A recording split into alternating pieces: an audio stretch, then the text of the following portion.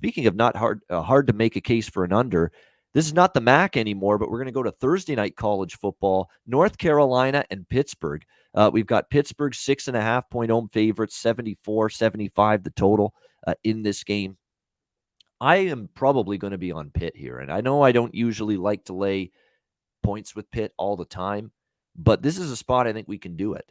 It's them at home on a Thursday night game, short week, North Carolina off the huge, like North Carolina's had a disappointing season, but they clearly were up for that Wake Forest game.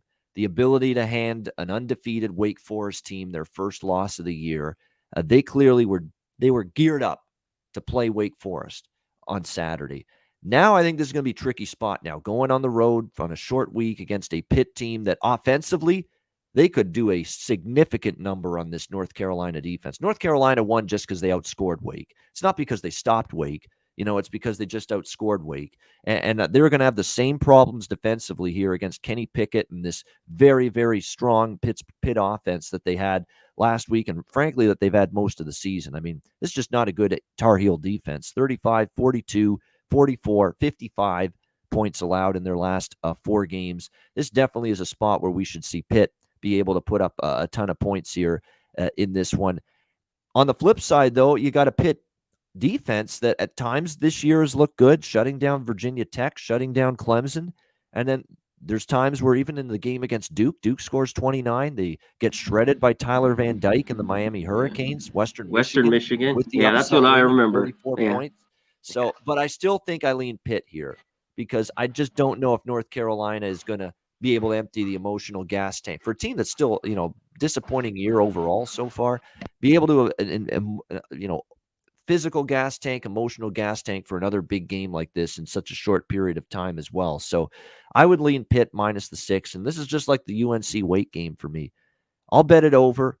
It's a high number, so I don't know if it's a best bet or anything, but I'll bet it over, and I know sure as hell I don't want the under in this game, not with these two explosive offenses and the capabilities they have to put up points. But the one thing is sometimes in these Thursday night games with these high totals, sometimes we see, I don't know, it takes them a while to get going offensively, and you have that first quarter where things start slow. And if that's the case, maybe jump on a live over. And that's the thing I worry about here with this total in the mid 70s. But right now, if I'm betting it from a side perspective, it would only be Pitt. From a totals perspective, it would only be the over. Conor Mack, North Carolina, Pitt. Man, that's high. Holy shit. 38-34, that Miami game could, stays under here. And you're right. You need every kind of quarter or an explosion, one of those college quarters where you can get 6 touchdowns in a quarter. I think Pitt's defense is okay. It's the last few weeks, they gave up to Miami and even the 29 to Duke, but I still think they have the better defense in this one. North Carolina has zero defense. I mean, they just traded scores kind of bit and got just a stop, a missed field goal in the Wake game. Yeah, go ahead. I was just going to say 0-3 straight up in ATS on the road this year, too, for North Carolina. They've been brutal away from Chapel Hill. I mean, they lose by 10 at Notre Dame, 45-22 at Georgia Tech, who's not really all that great, and then the opening loss to Virginia Tech. So 0-3 straight up in ATS on the road. They haven't been within a touchdown of any of their opponents on the road. So it's another thing that's leading me to Pitt.